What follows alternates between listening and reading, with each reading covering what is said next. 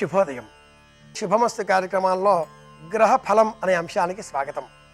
ముందుగా ఈనాటి పంచాంగ వివరాలు. స్వస్తి శ్రీ చాంద్రమాన విజయాభ్యుదయ శాలివాహన శక సంవత్సరం ప్లవనామ సంవత్సరం ఉత్తరాయణం వసంత ఋతువు వైశాఖ మాసం. తిథి విదియ. విదియ తిథికి భద్రతిథి అనే పేరుంది.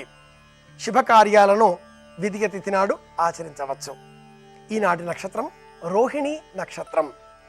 ఈ నక్షత్రంలో శ్రీకృష్ణుడు జన్మించినట్లుగా పురాణాలు వర్ణిస్తున్నాయి. ఈనాటి శుభ వ్యతిరేక సమయాలు. ముందుగా వర్జ్యం. వర్జ్యం ఈ రోజు రాత్రి 8:42 ప్రారంభమై 10:30 పూర్తవుతుంది. దుర్ముహూర్తం మధ్యాహ్నం 3:12 ప్రారంభమై 4:54 పూర్తవుతుంది. శుభ సమయం మధ్యాహ్నం 1:56 ప్రారంభమై 3:10 పూర్తవుతుంది. ఈనాటి మేషాది ద్వాదశ రాశులకు సంబంధించిన గ్రహ ఫల బలాలు. ముందుగా మేషరాశి.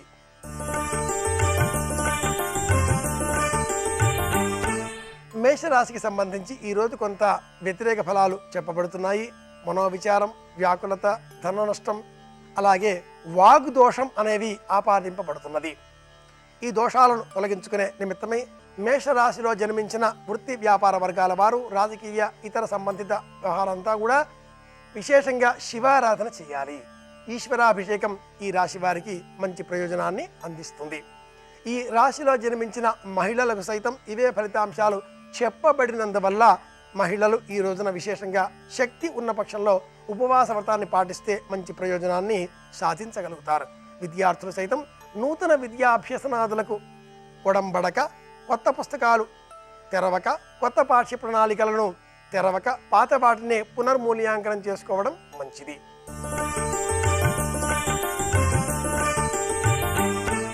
వృషభ రాశిలో జన్మించిన వారికి ఈరోజు యోగవంతమైన రోజు అని చెప్పుకోవాలి.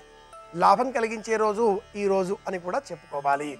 విశేషంగా ఈ రోజున మానసిక సౌఖ్యం, ఆరోగ్యం, సంతోషం, ధనం, అలాగే ఉద్యోగంలో అభివృద్ధి, ఆర్థిక లాభాలు, అభివృద్ధి పథం వైపు బడిబడిగా అడుగులు వేయడం, అలాంటివన్నీ కూడా వృషభ రాశికి సంబంధించిన వారికి చెప్పబడుతున్నాయి. ఈ ఫలితాలను బలోపేతం చేసుకోవడం కోసం మామిడి పండ్లను దానమిస్తే మంచి ప్రయోజనాన్ని పొందగలుగుతారు.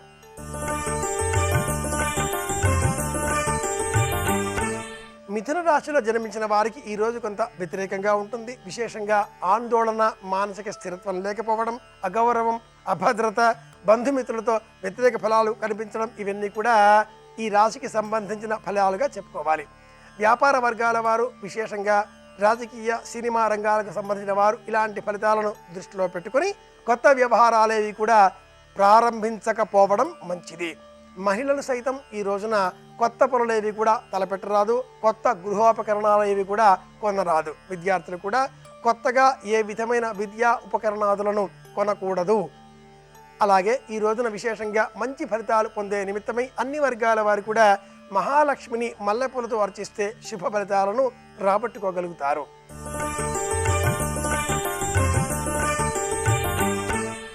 కర్కాటక రాశిలో జన్మించిన వారికి ఈరోజు యోగవంతమైన రోజు, లాభదాయకమైన రోజు. ఏకాదశ స్థాన స్థిత చంద్రగ్రహ సంచార కారణం చేత కర్కాటక రాశి వారికి పట్టిందల్లా బంగారం అవుతుంది. కర్కాటక రాశికి అధిపతి చంద్రుడు కూడా కావడం ఒక యోగంగా, విశేష అదృష్ట యోగంగా చెప్పుకోవాలి. ప్రయత్న కార్య సాఫల్యం ఈ రాశి వారికి అదృష్టం కలిగించేటటువంటి ఫలం అని చెప్పుకోవాలి. వృత్తి వ్యాపార రంగాల్లో ఉండేటటువంటి వారు మంచి ఫలం పొందే నిమిత్తమై ఈ రోజున వెండి లోహంతో చేసేటటువంటి ఆభరణాలను ధరించడం మంచిది. ఇష్టదేవత స్వరూపాలకు వెండి ఆభరణాలను అలంకరించాలి. అలాగే ఉప్పుతో చేసిన ఆహార పదార్థాలను తగ్గించడం, లేక ఉప్పు లేని పదార్థాలను స్వీకరించడం ద్వారా సానుకూలమైన ఫలితాలను వ్యాపార వర్గాల వారు రాబట్టుకోగలుగుతారు. చెంబెడు రాగి నీటిలో కాసింత గుప్పెడు పిడికెడు ఉప్పు వేసి ఆ నీటిని కొబ్బరి చెట్టు మొదల పోస్తే వ్యాపార వర్గాల వారికి ఆర్థిక లాభాలు పెరుగుతాయి. స్త్రీలకు మానసిక ఆందోళన తగ్గించుకోవడం కోసం ఉప్పును పరిహరించడం ఈరోజు లాభం కలిగిస్తుంది. విద్యార్థులు సైతం ఉప్పును దానంగా ఇస్తే విద్యా వ్యవహారాలలో జ్ఞాపశక్తిని పెంచుకోగలుగుతారు.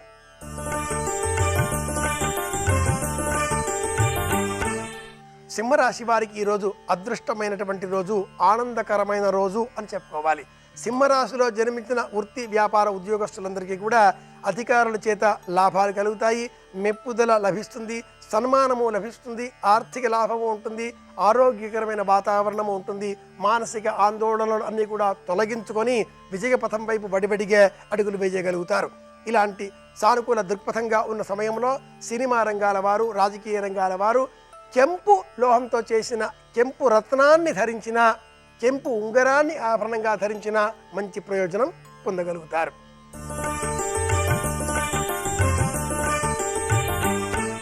కన్యా రాశిలో జన్మించిన వారికి ఈరోజు కొంత వ్యతిరేకం అనే చెప్పుకోవాలి. ప్రయాణాలు తలపెట్టకపోవడం మంచిది. ఉన్న చోట కూర్చోవడం, చేస్తున్న పని పట్ల ఏకాగ్రత పెంచుకోవడం, కొత్త పనులు ప్రారంభించకపోవడం లాభాన్ని కలిగిస్తుంది. వృత్తి వ్యాపార రంగాలు, అలాగే సినిమా రాజకీయ రంగాలు, వైద్య రంగంలో ఉండేటటువంటి వారు కొత్త పరికరాలేవి కూడా కొనకూడదు. ఉన్న పరికరాలతో సరిపుచ్చుకోవడం, సర్దుకోవడం లాభం కలిగిస్తుంది.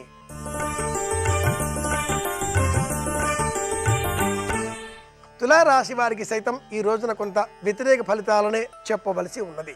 అజీర్ణ వ్యాధి, అకాల భోజనం, శారీరకపరమైన చిక్కులు, చిన్న చిన్న రుగ్మతలే కానీ పెద్దవిగా మనసులో అనుకొని బాధపడడం లాంటివి ఈ రాశి వారికి ఈరోజు కనిపించేటటువంటి వ్యతిరేక ఫలితాలుగా చెప్పుకోవాలి.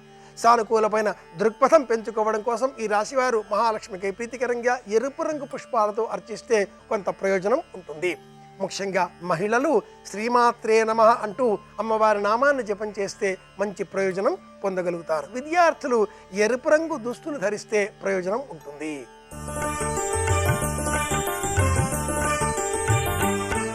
వృశ్చిక రాశిలో జన్మించిన వారికి ఈ రోజంతా కూడా పట్టిందల్లా బంగారమే అని చెప్పాలి.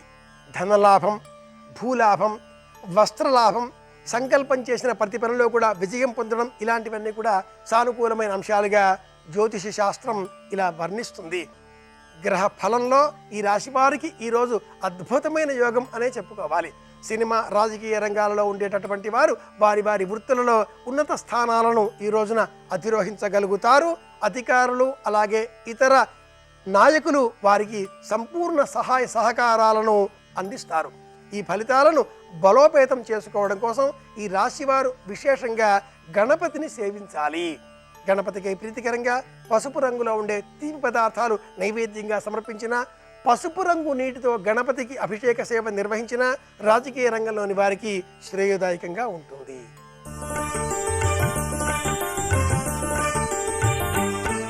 ధనురాశి వారికి అత్యద్భుతమైన రోజు ఈ రోజు. ఆర్థిక లాభం, శత్రువులంతా కూడా మిత్రులుగా మారిపోవడం, ఆరోగ్యం లభించడం, సన్మానం పొందడం, కీర్తి పెరగడం, అలాగే అన్ని విధాలుగా ఆకస్మిక ధనప్రాప్తి కూడా కలగడం అనేటటువంటి శుభ ఫలితాల కారణంగా ఈ రోజంతా కూడా ధనురాశి వారు మానసిక ఉల్లాసంతో ఉండగలుగుతారు.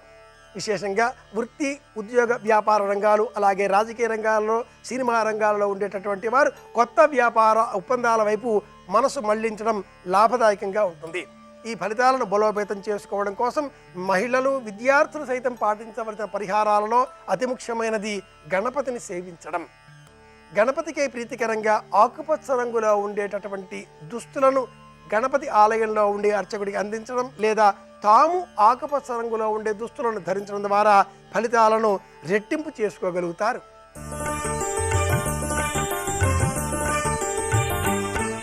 మకర రాశి వారికి ఈరోజు కొంత వ్యతిరేకమైన రోజు అని చెప్పుకోవాలి.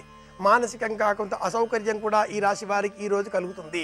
చేపట్టిన ప్రతి పని కూడా విజయవంతంగా పూర్తి చేయలేకపోగలుగుతారు.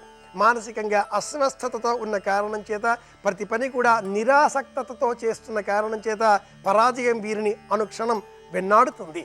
ఇటువంటి వ్యతిరేక పరిస్థితులలో విజయం పొందడం కోసం వృత్తి వ్యాపార రంగాల్లోని వారు, విద్యార్థులు, మహిళలు, రాజకీయ రంగాల వారు అందరూ కూడా మకర రాశికి సంబంధించిన వారంతా కూడా లక్ష్మీనారాయణ హృదయం అనే ప్రత్యేక మంత్ర భాగాన్ని వినాలి. అలాగే ఈ రాశి వారు సానుకూల ఫలితాలను పెంచుకోవడం కోసం, మానసిక బలాన్ని పెంచుకోవడం కోసం లక్ష్మీనారాయణలను సేవించడం యోగదాయకంగా ఉంటుంది.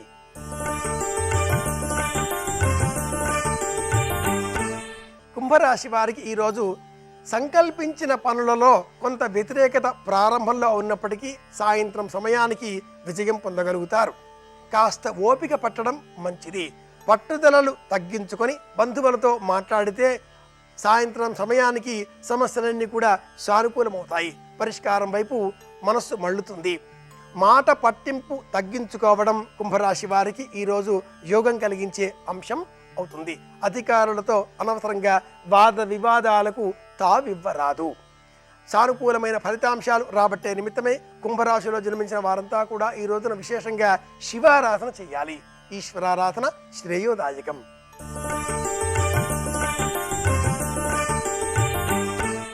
మీనరాశిలో జన్మించిన వారికి ఈ రోజంతా కూడా పట్టిందల్లా బంగారమే అవుతుంది. అద్భుతంగా ఉంటుంది. శుభయోగం అనే చెప్పుకోవాలి. విశేషంగా ఈ రాశి వారికి అంటే మీనరాశి వారికి ఆకస్మిక ధనప్రాప్తి ధనలాభం ఉన్న కారణం చేత వ్యాపార వర్గాల వారు ఉల్లాసంగా ఉండగలుగుతారు. వృత్తి వ్యాపారాలను వృద్ధి పెంపొందింపు చేసుకోవడం కోసం ఈ రోజున వారి వారి వ్యాపార స్థలాలలో దేవతారాధన చేసేటటువంటి చోట కొబ్బరి నూనెతో దీపారాధన చేయాలి. 8 వత్తులు వేసి కొబ్బరి నూనెతో దీపారాధన చేస్తే వ్యాపార వృద్ధి కలుగుతుంది. ధనలాభాన్ని చవిచూస్తారు.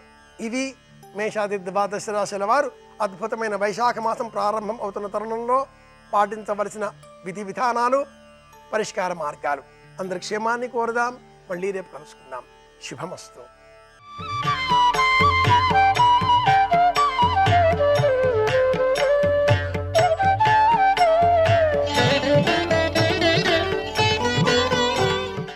శుభమస్తు కార్యక్రమంలో గృహబలం అంశానికి స్వాగతం. డ్రాయింగ్ హాలు వాస్తు పరిశీలన గురించి కనుక ఆలోచన చేస్తున్నట్లయితే, డ్రాయింగ్ హాలు ఇంటికి ముందు భాగంలోనే అందరూ కడుతూ ఉంటారు. హాలులోకి ప్రవేశించగానే ఆ స్థానాన్ని అలంకారాన్ని బట్టి ఇంటి పరిస్థితి ఆధారపడి ఉంటుంది. ఇంటి యజమాని ఆర్థిక పరిస్థితి కూడా అంచనా వేస్తారు. ఇంటి ఇల్లాలి యొక్క కళా దృష్టి అన్నీ కూడాను ఆకళింపు చేసుకోవచ్చు అంటోంది శాస్త్రం. అంటే డ్రాయింగ్ హాల్ను బట్టి ఆ ఇంటి యొక్క స్థితిగతులు అంచనా వేయవచ్చు. ఇంటి ముఖద్వారానికి కుడివైపు కిటికీ దగ్గర హాలు ఉంటే బయట నుంచి వచ్చిన వాళ్ళు అతిథులు కూర్చొని ఉంటారో, ఇంట్లోని వారు విశ్రాంతి తీసుకుంటారో ఆ ఇంటి వారు అంటే యజమాని, లేకపోయినట్లయితే పెద్ద కొడుకు ఉన్నత విద్యను అభ్యసిస్తాడు అంటోంది శాస్త్రం.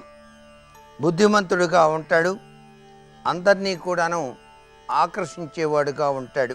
ముఖద్వారానికి ఎడమవైపు కిటికీ హాలుతో కలిసి ఉంటే ఇంటి యజమానురాలు, వారి అమ్మాయి బుద్ధిమంతులుగా ఉండటమే కాదు, చక్కటి ఆర్థిక పురోభివృద్ధి జరుగుతుంది. వాళ్ళు సహజంగా చాలా సునాయాసంగా అందరితో కలిసి మాట్లాడటం లాంటి సంఘటనలు ఉంటాయి.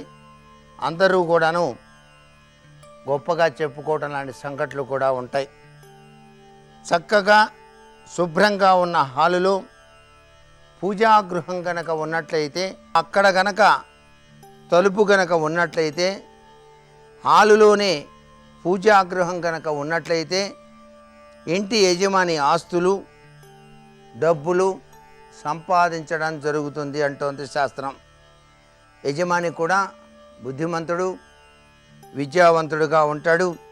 ఇంట్లోకి మరొక సభ్యుడు తండ్రిలాగా బుద్ధిమంతుడు, డబ్బు గలవాడు అవుతాడు. యజమాని అందరూ కూడాను గౌరవించడం జరుగుతుంది. భార్య అతనికి పూర్తి సహకారాన్ని ఇస్తుంది. వ్యాపారస్తులైన మిత్రులు అతను చేసేటువంటి కృషికి తగిన ఫలితాన్ని ఇవ్వడం జరుగుతుంది. స్నేహితుల వల్ల లాభాలు కూడాను సంపాదించడం జరుగుతుంది.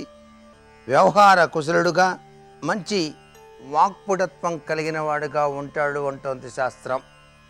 ఇంట్లో చోటు లేక హాలులోనే దేవీ దేవతల యొక్క పటాలు పెట్టి పూజ గనక చేస్తుంటే ఆ ఇంట్లో ఉన్న వాళ్ళంతా కూడా బుద్ధిమంతులు అవుతారు. కిటికీలు సముచిత స్థానంలో హాలులో ఉండాలి అని మాత్రం చెబుతోంది వాస్తుశాస్త్రం. కావలసినంత చోటు లేని కారణంగా ఇల్లు కుశలం అవటం వల్ల హాలులోనే వంట చేస్తారు చాలామంది. లేకపోతే వంటిల్లు హాల్కి సరిగ్గా ఎదురుగా ఉంటుంది. ఇది చాలా ప్రమాదకరం అని చెప్పేసి గుర్తుపెట్టుకోండి. అశుభం కూడాను. ఇందువల్ల యజమానికి బంధువులతో శత్రుత్వం ఏర్పడుతుంది. వారి మిత్రులందరూ కూడాను మెల్లమెల్లగా జారుకుంటారు. అంతేకాకుండా పిల్లలు విద్యారంగంలో వెనకబడతారు. హాలులోని నేల కింద మంచి నీటి పారుదల గనక పోతూ ఉన్నట్లుగా అమర్చినట్లయితే తప్పనిసరిగా ఆ ఇంట్లో మోసపూరితమైన ప్రభావాలు ఎక్కువ జరుగుతాయి. ఎప్పుడూ కూడా హాలులో నుంచి నీరు అలా బయటికి పోతున్నట్టుగా గొట్టాలు వేసి ఏర్పాటు చేయరాదు. తమ స్వయంగా మోసపోవడం జరుగుతుంది. ఇంట్లోని హాలుని భార్యాభర్తలు తమ పడక గదిలా కనుక ఉపయోగించుకుంటుంటే ఇంట్లో వేరే భాగంలో డబ్బు నగలు పెట్టేందుకు ఉపయోగిస్తే ఆ ఇంటి ఇల్లాలు బుద్ధిమంతురాలుగా మాటలతో అందరినీ కట్టిపడేసేదిలా ఉంటుంది. ఇంటి యజమాని ఆస్తిపాస్తులలో చాలా ధనం గడించడం కూడా జరుగుతుంది. ఎన్నో సాధనాలతో చక్కగా వారు ఉన్నతమైనటువంటి స్థితిని పొందుతారు. ఇక్కడ మనం తెలుసుకోవాల్సింది, ఇంట్లోని హాలులోనే భార్యాభర్తలు తమ పడక గదిగా కనుక ఏర్పాటు చేసుకునేటువంటి అవకాశాన్ని కనుక ఏర్పరచుకున్నట్లయితే ఈ విధి విధానం జరుగుతుంది అంటోంది శాస్త్రం. హాలులోనే తినే పదార్థాలు, ధాన్యం ఇవన్నీ కనుక పెట్టుకున్నట్లయితే స్టోర్ రూమ్ హాలులో కనుక కలిసి ఉంటే ఆ ఇంట్లో వాళ్ళు కూడాను బుద్ధిమంతులు, తెలివితేటలు గల వాళ్ళు అవుతారు. వారు రచయితలుగా కూడాను పేరు ప్రఖ్యాతులు గడిస్తారు. వ్యాపారంలో లాభాన్ని సంపాదిస్తారు. ఇంటి యజమాని సాత్వికుడుగా జీవితాన్ని గడుపుతాడు. హాలులో గనక చీకటి ఎక్కువగా ఉండి వెలుతురు వచ్చే మార్గాలు తక్కువగా ఉంటే, పెద్ద పొడవు వెడల్పు ఉన్న దర్వాజా ఉంటే యజమాని వ్యాపారం వృద్ధి చెందుతుంది. చీకటిగా ఉండి దర్వాజా విధంగా ఉంటేనే అభివృద్ధి చెందుతుంది. అంతేగాని కేవలం చీకటిగా ఉంటే సరిపోదు. సోదరులు ఎవరో ఒకరు కించెత్తు మోసం చేయడానికి కూడా ఆస్కారం ఉంటుంది. హాలు చాలా పెద్దదిగా ఉండి కిటికీలు చిన్నవిగా ఉండి వెలుతురు వచ్చే అవకాశాలు తక్కువై చీకటిగా కనుక ఉన్నట్లయితే, హాలు ఎత్తుగా పొడవుగా ఉంటే వెడల్పు కూడాను తక్కువగా ఉంటే, పైన చిన్న చిన్న కిటికీలు ఉంటే వాటిలో తప్పనిసరిగా దుష్కర్మలు చేరతాయి. అంటే తెలియనటువంటి శక్తులు చేరటానికి ఆస్కారం ఉంటుంది. ఆ ఇంట్లో ఎప్పుడు భయం కలుగుతూ ఉంటుంది. నిద్ర పట్టదు. పిరికి వాళ్ళుగా మారటానికి ఆస్కారం ఎక్కువగా ఉంటుంది. హాలులోకి ప్రవేశ ద్వారం చిన్న సందులోకి ఉంటే, హాలే సందు లోపలికి ఉంటే ఆ ఇంటి యజమాని చదువుకున్నవాడు, బుద్ధిమంతుడు, ఏదో విషయంలో విశేష ప్రజ్ఞ కలిగిన వాడుగా అవుతాడు. హాలులో మురికి నీరు పోయే కాలం ఉంటే, హాలు చిన్నదిగా తోకలాగా ఉంటే, స్నానాలతో కలిసి ఉంటే ఆ యజమాని మోక్షకాంక్ష కలిగిన వాడుగా ఉంటాడు. ఇంట్లో ఒకరి వివాహానికి ఆటంకాలు ఎక్కువగా ఏర్పడతాయి. ఇంటి యజమాని ఆస్తిపాస్తులలో ధనం సంపాదించినప్పటికీ కూడా ఎప్పుడూ అశాంతిగానే బతకాల్సి వస్తుంది సుమా. అందుచేత హాలు విషయంలో కూడా చాలా జాగ్రత్త వహించాలి. ఇంటి ముఖద్వారంతో కలిసిన హాలులోని నేల పొడవుగా కనుక ఉంటే అందులో ఉండేవారికి మానసిక అశాంతి, పిల్లలతో పరస్పర ప్రభావం, ప్రేమ అభిమానాలు లేని వారుగా జీవితాన్ని గడపాల్సి ఉంటుంది. అందుకే ఆయము అంటారు. ఒక ఇల్లు కట్టేటప్పుడు సిద్ధాంతిని సంప్రదించి హాలును బట్టి బ్రహ్మస్థానాన్ని లెక్క కట్టి ఆయం లెక్క కట్టి గనకనే ఇంటి నిర్మాణం చేసుకుంటే ఎటువంటి ఉపద్రవాలు రావు. ఇట్లా ఆయం లెక్క కట్టకుండా హాలు చాలా పెద్దదిగా ఉండాలండి, ఒక 50 మంది కూర్చొని భోంచేసేదిగా ఉండాలండి, మా బెడ్రూమ్ కూడా పెద్దదిగా ఉండాలండి, బాత్రూమ్ కూడా చాలా పొడుగ్గా ఉండాలండి, ఇలా గనక చెప్పినట్టయితే వాళ్ళు మీరు చెప్పినట్టుగానే వేస్తారు, కానీ ఫలితం శూన్యం అవుతుంది. ఎప్పుడూ కూడాను ఒక ఇంటి నిర్మాణం చేసేటప్పుడు అత్యధిక ప్రాధాన్యత అనేటువంటిది హాలుకి ఎక్కువ ఇస్తారు. హాలును బట్టి ఐశ్వర్యం వస్తుంది. హాలు పెద్దదిగా ఉందనుకోండి, ఎన్ని డబ్బులు సంపాదించినా నిలవు.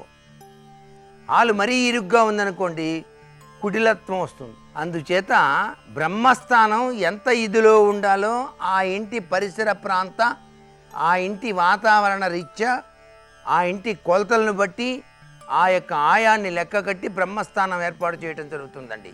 ఇది తెలుసుకోకుండా ఎవరు ఇల్లు నిర్మాణం చేసినా ఆ ఇంట్లో నివసించే వాళ్ళు దురదృష్టాన్ని పొందుతారు. అందుకే బాగా ఆయం తెలిసిన సిద్ధాంతిని పట్టుకొని మీ గృహ నిర్మాణానికి కావలసినటువంటి ప్లాన్లు వేయించుకొని నిర్మాణం చేసుకోవాలన్నమాట. అంతేకాకుండా కొన్ని చోట్ల హాలులోని ఒక కోణం వేరు చేసి ఉండటం చూస్తూ ఉంటాం. కోణ వికిరణాలు వస్తుంటాయి. హాలు అంటే ఎల్ షేప్లో కడతాం అనుకుంటాడు ఒక్కొక్కరు. హాలు ఎల్ షేపు, ఒక్కొక్కళ్ళు ఇట్లా కాదని ఇట్లా తిరిగి తిప్పిట్టుగా కట్టండి బాగుంటుంది అంటాడు. ఇక్కడ ఫ్యాషన్ కాదు కావాల్సింది, వాస్తుశాస్త్రం కావాలి. ఇష్టం వచ్చినట్టు ఇళ్ళు నిర్మాణం చేస్తే చాలా నష్టాలు వస్తాయి. బాగా తెలిసినటువంటి వారిని సంప్రదించి వారి ద్వారా ప్లాన్లు వేయించుకొని అప్పుడే నిర్మాణానికి ఉపక్రమించడం శతవిధాల మంచిది. కుటుంబంలో కలహాలు వస్తాయండి. ఒక కోణం వేరు చేసి ఉండటం వలన కుటుంబంలో కలహాలు వస్తాయి, వ్యాపారంలో బాధలు ఎక్కువ అవుతాయి. అందుచేత ఒక ఇంటికి వాస్తులో హాలు గుండెకాయ లాంటిది. ఆ హార్ట్ ట్రబుల్ రాకుండా ఉండాలంటే చక్కగా ప్రసారం జరగాలి.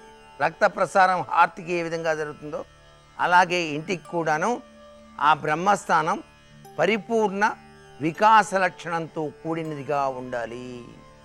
బ్రహ్మస్థానం ఎప్పుడైతే బాగుంటుందో ఆ ఇంట్లో పురోభివృద్ధి తత్వంలో విరాజిల్లుతుంది. ఆయము యొక్క లెక్కను సరిచూసి ఇంటి నిర్మాణం చేయించుకోవటమే అసలు సిసలైన వాస్తులో దాగిన పరమార్థం. అంతేకాకుండా వాస్తు దోష పరిహారానికి కొన్ని సులభ మార్గాలు కూడా మనకు శాస్త్రరీత్యా చెప్పినారు. వాటి గురించి మనం చెప్పుకోవడం చాలా అవసరం.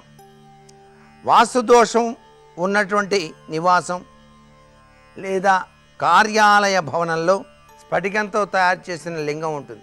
ఆ లింగాన్ని గనక ఉంచి నిత్యం కొనక శ్రద్ధాపూర్వకంగా నమక చమక పారాయణాలతో అభిషేకార్చన నిర్వహించడానికి ఒక వ్యక్తిని గనక ఏర్పాటు చేసుకున్నట్లయితే ఆ వ్యాపారం బాగా అభివృద్ధి చెందుతుంది. ఆ ఇల్లు చాలా చక్కగా విరాజిల్లుతుంది. సమస్త వాస్తు దోషాలు పోగొట్టే శక్తి ఎవరిది? ఆ సర్వేశ్వరుడిదే. అందుకే శుద్ధ స్ఫటిక సంకాశం అన్నారు. శుద్ధ స్ఫటికలింగాన్ని ఇంటిలో ఉంచి నిత్యం కనుక ఏ ఇంటి యజమాని అభిషేకార్చన నిర్వహిస్తాడో ఆ ఇల్లు పరిపూర్ణ వికాసంగా అదృష్టకరమైన ప్రభావంతో విరాజిల్లుతుంది. శివలింగార్చన ఆడవాళ్ళు కూడా చేయవచ్చా లేదా అని చెప్పే సందేహం వస్తుంది చాలామందికి. ఆడవాళ్ళు కూడాను శివుడి మీద చెంబుడు నీళ్లు పోయవచ్చు, అభిషేకార్చన నిర్వహించవచ్చు. సాలగ్రామాన్ని మాత్రం ఆడవాళ్ళు తాకకూడదు అంటోంది శాస్త్రం.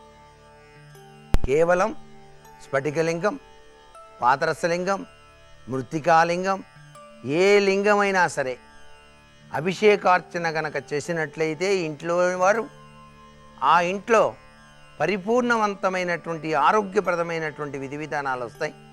వాస్తుశాస్త్రరీత్యా సంభవించే రుగ్మతలన్నీ తొలగించుకోవడానికి ఆస్కారం ఉంటుంది. హాలులో వాస్తు దోషాలు ఉన్నప్పటికీ కూడాను వాటి నివృత్తి కోసం హాలులోనే ఆ శివలింగాన్ని ఉంచి అభిషేకార్చన కూడా నిర్వహించవచ్చు. అలా చేసినట్లయితే దోషాలు పోస్తాయి. సంవత్సరానికి ఒకసారి హాలులో గనక సహస్రలింగార్చన అని చెప్పేసి మృత్తికతో సహస్రలింగాలు చేసి అభిషేకార్చన కనుక నిర్వహించినటువంటి ఇల్లు పరిపూర్ణ వాస్తు దోష నివారణ అవుతుంది. ఎన్ని దోషాలున్నా కూడా పటాపంచలైపోతాయండి ఆ ఇంట్లో. అంతేకాకుండా సర్వవిధ శ్రేయోదాయకవంతమైన ప్రభావంతో ఆ ఇంటిల్లిపాది కూడాను చక్కగా అదృష్టవంతులుగా విరాజిల్లుతారు. 100 ఏళ్ళు హాయిగా జీవిస్తారు. అంటే ఆయుష్ కూడా పెరుగుతుంది ఆ ఇంట్లో ఉండేటువంటి వాళ్ళకి. మరికొన్ని ముఖ్య విషయాలు రేపటి శుభమస్తు కార్యక్రమంలోని గురుబల అంశంలో తెలుసుకుందామా? మరి సర్వే జనాః సుఖినో భవంతు.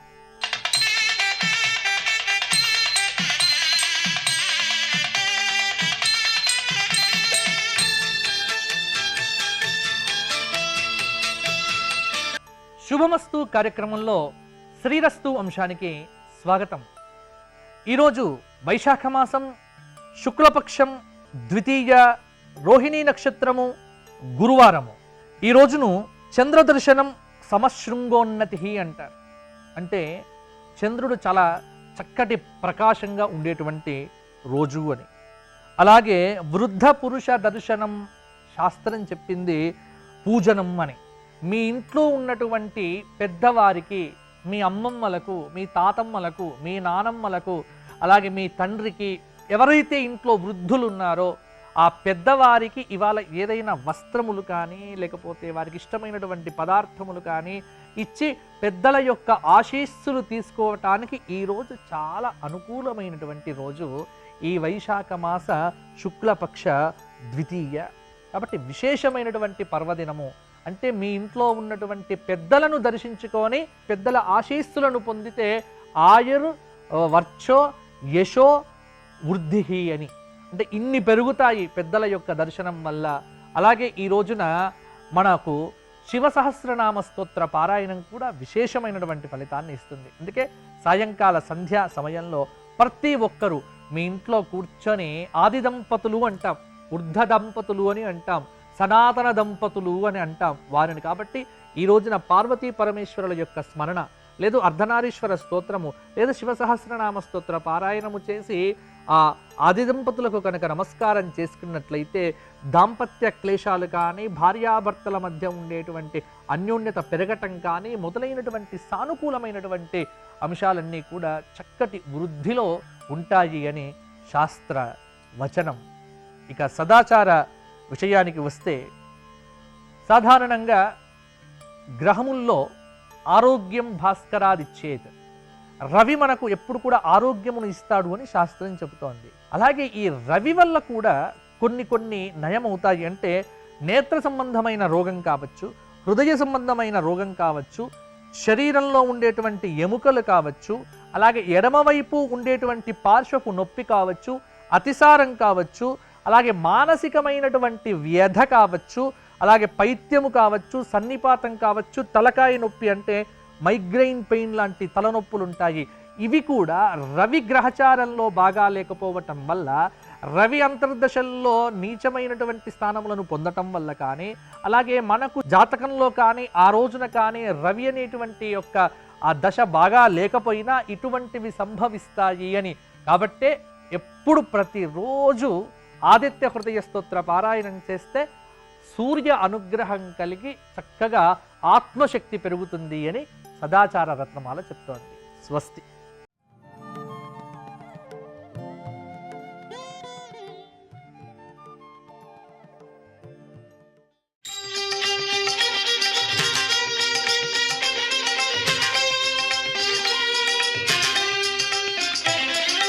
సాక్షాత్తు తల్లి భూదేవి శ్రీ మహావిష్ణువు యొక్క ఇల్లాలు అయినా తప్పక కాలుతో తన్ని నిద్రలేస్తున్నాను, కాళ్ళతో నడుస్తున్నాను, ఇల్లు కట్టుకుంటే ఆవిడ గుండెల మీద గొయ్య పెడుతున్నాను, నా అన్నం కోసం నాగలి పెట్టి ఆవిడ శరీరం మీద రాపాడిస్తున్నాను, ఇన్ని దోషములు చేస్తున్నాను. అయినా చిన్నతనంలో తల్లి ఎలా భరించిందో నువ్వు అలా భరించి నన్ను కాపాడుతున్నావు, నన్ను క్షమిస్తున్నావు.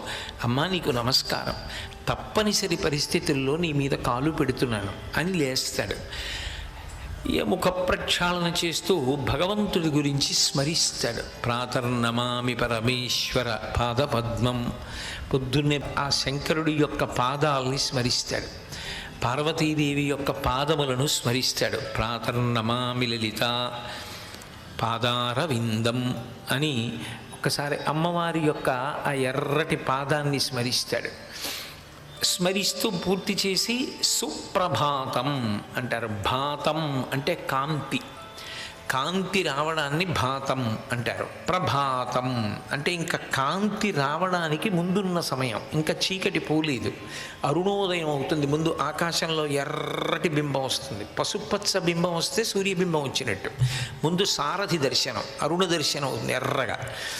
ఆ అరుణోదయం కన్నా కూడా ముందు ఇంకా చీకటిగా ఉంటుంది. దాన్ని భాతం అంటే కాంతి, ప్రభాతం అంటే సూర్యోదయానికి ముందున్న కాలం. దోషం అంటే చీకటి, ప్రదోషం చీకటి పడడానికి ముందున్న వెలుగు.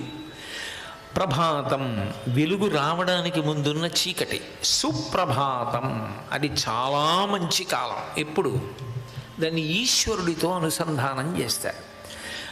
ఈశ్వరుణ్ణి తలుచుకుంటూ లేస్తారు, లేచి తిరుగుతూ నిలబడి సుప్రభాతం పాడతారు. అందుకే సుప్రభాతం కూర్చుని చదవరు, నిలబడి చదువుతారు. ప్రకృతి అంతటా భగవంతుణ్ణి చూస్తారు.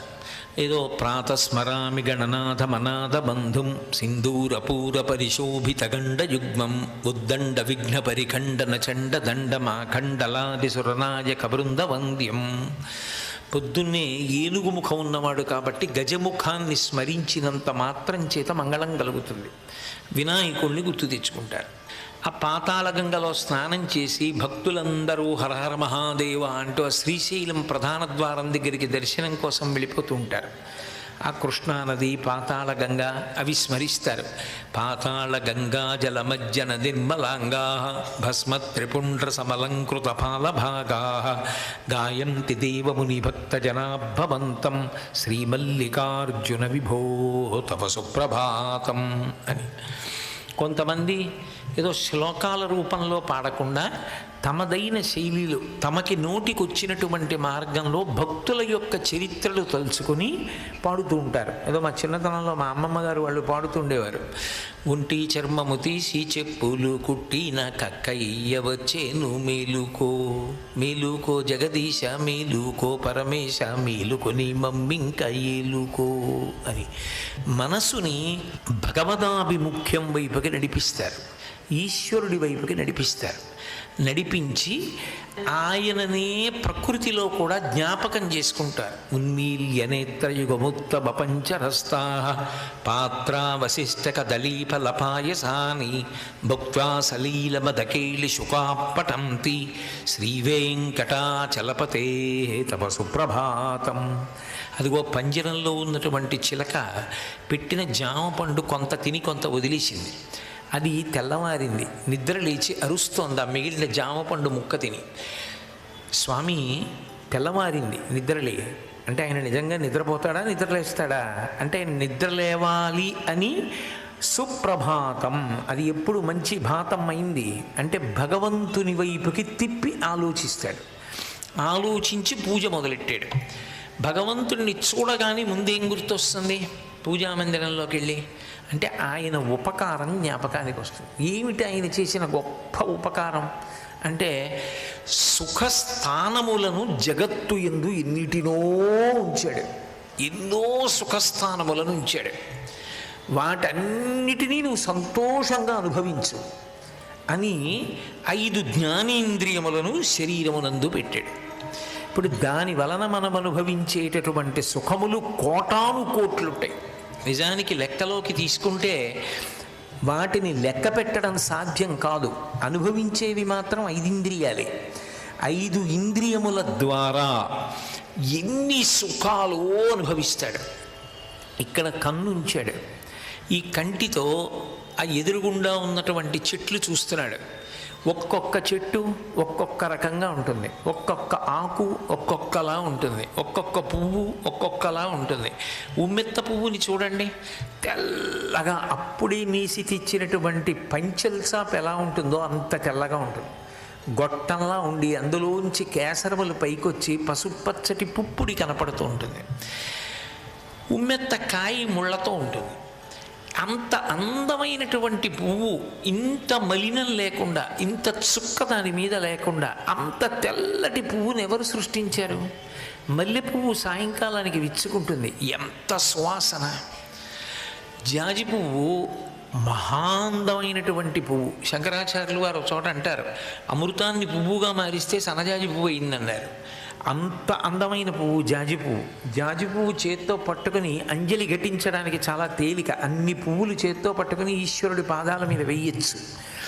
అదేదో జల జల జలమంటూ పడతాయి ఆ పువ్వులు. అంత అందమైన పువ్వులు. సింహాచలం సంపంగని పసుపు ఎరుపు రంగుల్లో ఉంటుంది పెద్ద పువ్వు. అంత పెద్ద పువ్వుని సృష్టించాడు. నీటి బిందువులు పడి ఉండేటట్టుగా అంత తామర పువ్వుని బురద నీటిలో పుట్టించాడు.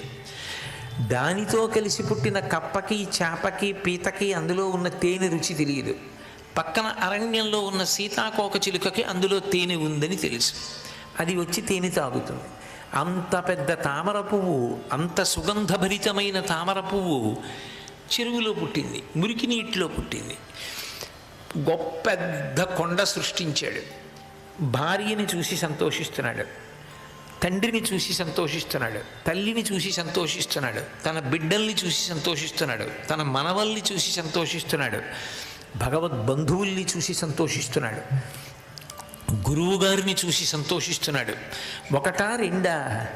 ఒక రోజు నిద్ర లేచిన దగ్గర నుంచి రాత్రి పడుకునే వరకు ఒక్క కంటి వలన ఎన్ని చూసి సంతోషం పొందుతున్నాం. ఓ దేవాలయానికి వెడతాడు, లోపల ఉన్నటువంటి ఈశ్వర మూర్తిని చూస్తాడు. రాజరాజేశ్వరి అమ్మవారి దేవాలయానికి వెడతాడు, అమ్మవారి యొక్క మూర్తిని చూస్తాడు. అక్కడ ఉన్నటువంటి శ్రీచక్రాన్ని చూస్తాడు, వెలిగించినటువంటి దీపాలు చూస్తాడు. చూసి పరమానంద భరితుడైపోతాడు. చూసి ఆనందిస్తున్నాడు. ధ్వజస్తంభం వంక చూశాడు, పొంగిపోయాడు. ఎన్నో రోజు నిద్ర లేచిన దగ్గర నుంచి నిద్రపోయే వరకు ఈ కంటితో ఎన్నో చూసి ఆనందిస్తున్నాడు, ఎన్నో చూసి సంతోషిస్తున్నాడు. ఈ కన్ను ఎవరిచ్చారు? ఈశ్వరుడు నిర్మాణం చేశాడు. దీనికి ఒక రెప్ప పెట్టాడు. ఆ రెప్పతో ఈ కంటిని నిరంతరం కాపాడుతుంటాడు. కన్ను ఎండిపోకుండా, దాంట్లోకి అలాగని నీరు కారిపోకుండా కంటి గుడ్డి మీద తడి ఉంచి ఆ తడి వలన దృష్టికి అవరోధం లేకుండా ఆర్ద్రతని ఉంచుతుంటాడు. నిరంతరం రెప్పతో ఆ కంటిని శుభ్రం చేయిస్తూ ఉంటాడు. ఇన్ని ఉపకారాలు చేస్తున్నాడు. వయసు అయిపోయి కంటిని ఇష్టం వచ్చినట్లు వాడుకున్న కారణం చేత కంటికి చూడగలిగిన శక్తి తగ్గిపోతే మళ్ళీ వైద్యుడి ద్వారా సులోచనములు పెట్టి అద్దాలలోంచి చూస్తే కనపడేటట్టు చేశాడు. రాత్రి నిద్రపోయినటువంటి సమయంలో పగటివేళ బడలిపోయిన కంటి యొక్క బడలిక తీర్చాడు. మిగిలిన సుఖాలు అన్నిటికన్నా ఎక్కువ సుఖం, ధైర్యం దేనివల్ల కలుగుతాయంటే కంటి వల్ల కలుగుతాయి. సర్వేంద్రియాణం నయనం ప్రధానం సర్వస్య గాత్రస్య శిర ప్రధానం. మిగిలిన ఇంద్రియములన్నీ ఉన్నా కళ్ళు లేవనుకోండి, నిరంతరం ఒక భయం ఉంటుంది. తలుపులు సరిగ్గా వేశానా? నేను వెయ్యకముందే ఎవరైనా లోపలికి వచ్చి కూర్చుని ఉన్నాడా? నేను తీరా తలుపులు వేసిన తర్వాత, నేను పడుకున్న తర్వాత వాడు లేస్తే? కన్నులు లేవనుకోండి, ఎన్ని సుఖాలు కోల్పోతున్నాడు. కన్నులు లేవు, ఎంత అభద్రతాభావానికి లోనవుతూ ఉంటాడు. మరి ఈశ్వరుడు అంత ఉదారంగా, మనం ఏం చేసాం ఆయనకి మనకి తెలియదు, కానీ ఆయన 2 కళ్ళు ఇచ్చాడు. తొందరపడి ఎప్పుడైనా ప్రమాదంలో ఒక కన్ను దెబ్బతినేట్టు చేసుకుంటావేమో, 2 కళ్ళు ఇచ్చి ఒక కన్ను దెబ్బతింటే 2వ కన్ను వాడుకోమని ఇచ్చాడు. మరి నువ్వు ఇంత ఉపకారం చేశావే, ఇంత గొప్ప కంటిని ఇచ్చావే, కంటిని తయారు చేస్తున్నారు కొత్తగా అన్నది ఇంత సాంకేతిక పురోభివృద్ధి వచ్చినా మీరు విన్నారా? కంటిని కృతకంగా తయారు చేస్తారు అన్నది లేదు. అది ఈశ్వరుడు నిర్మించాలంతే. ఆయన పెట్టడం కూడా అంత అందంగా దాన్ని పెట్టి ఉంచాడు. సాధారణంగా అటువంటి వస్తువులు వంగుంటే కింద పడతాయి, బాగా అదురొస్తే కదులుతాయి. దూకిన, కదిలిన, పరిగెత్తిన, వంగున్న కనుగుడ్డు తన స్థానం నుంచి కదిలిపోవట్లేదే. ఎంత గొప్పగా దాన్ని అలా పెట్టుంచాడు, ఎంత అందంగా పెట్టుంచాడు. నిజంగా అలా పెట్టడం ఎవరికి సాధ్యమవుతుంది? ఈశ్వరుడికి తప్ప. నువ్వు మహాశిల్పివి, ఇంత గొప్పగా కన్ను పెట్టావు, ఈ కంటికి చూసే శక్తిని ఇచ్చావు. నానాఛిద్రఘటోదరస్థితమహాదీపప్రభాభాస్వరం జ్ఞానం యస్యతు చక్షురాదికరణద్వారా బహిస్పందతే జానామీతి తమేవ భాంతమనుభాత్యేతత్ సమస్తం జగత్ తస్మై శ్రీగురుమూర్తయే నమ ఇదం శ్రీదక్షిణామూర్తయే అంటారు శంకర భగవత్పాదులు.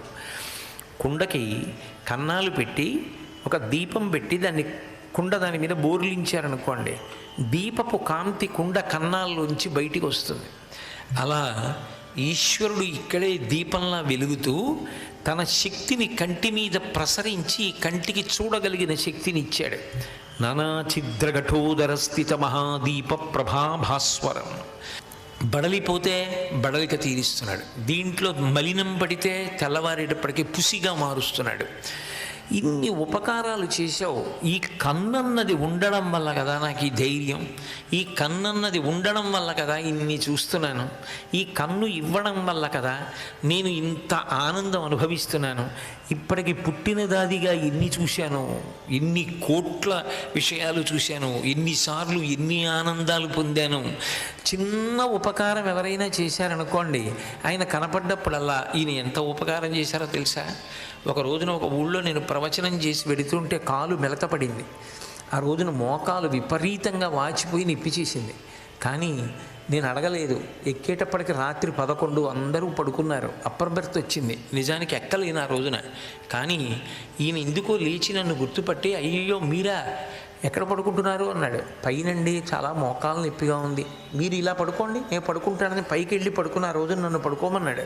అందువల్ల నొప్పి తగ్గింది ఆ రోజున, లేకపోతే ఎంత ఇబ్బంది జరుగునో నాకు అని 10 మాటలు తలుచుకుంటున్నావే. ఒక్కరోజు నీకు లోయర్ బెర్త్ ఇచ్చిన వాడిని చూసి మరి ఈ కళ్ళు పెట్టి దానికి వెలుతురిచ్చి దానికి జీవితాంతం చూడగలిగిన శక్తినిచ్చి, బడలిక కలిగితే రాత్రి బడలిక తీర్చి, మలినం పడితే పుసిని చేసి, రెప్ప పెట్టి ఇంత కాపాడిన భగవంతుడికి కృతజ్ఞత చెప్పాలని అనిపించద్దు? ఈశ్వర, ఇన్ని మహోపకారాలు చేస్తున్నావు, నువ్వు నాకు కళ్ళు ఇచ్చావు, చూడడానికి బ్రహ్మాండంలో ఎన్నో పెట్టావు, ఇన్నిటినీ ఈ కంటితో చూసి ఆనందిస్తున్నాను, దానికి నీకు కృతజ్ఞత చెప్తాను. ఇప్పుడు కన్ను ఇచ్చాడు కాబట్టి మొదట ఇంద్రియాలన్నిటిలో ఇది ప్రధానం. నాయక నయన, ముందు కన్నెడుతుంది. నేను ఇలా చూస్తున్నాను అనుకోండి, ఏదో చూస్తాను, దానివైపు నేను ఆకర్షితుడనయ్యాను అనుకోండి, నేను ఇలా సభలో చూస్తూ ఉండగా అకస్మాత్తుగా నాకు బాగా పరిచయమైనటువంటి వ్యక్తి ఒకరు కనపడ్డారనుకోండి, ఓ ఈయన వచ్చారే, గుర్తు పెట్టుకుని అయిపోయిన తర్వాత ఒకసారి పాపం పలకరించాలి అనుకుంటాను. కన్ను ముందు వెడుతుంది, మనసు స్పందిస్తుంది. ముందు వెడుతుంది కాబట్టి నాయక నయన అయినప్పుడు ఆయనకి మనం కృతజ్ఞత చెప్పాలి కదా. రోజు భగవంతుడి దగ్గర కూర్చుని ఇవన్నీ ఎక్కడ చెప్తాం? అందరూ చెప్పగలరా? చెప్పలేరు. అందుకని ఏం చేస్తారంటే సంకేతిస్తారు. సంకేతించడానికి, ఒక గుర్తు చెప్పడానికి, అయా మీరు నాకు కన్ను ఇచ్చారు, మీకు నేను కృతజ్ఞత చెప్తున్నాను. కన్ను చూస్తుంది వెలుగు, అందుకని మీ ముందు వెలుగు పెడుతున్నాను, దీపం పెడుతున్నాను. దీపం దేనికి పెట్టాడు అంటే కృతజ్ఞతావిష్కారం. పూజ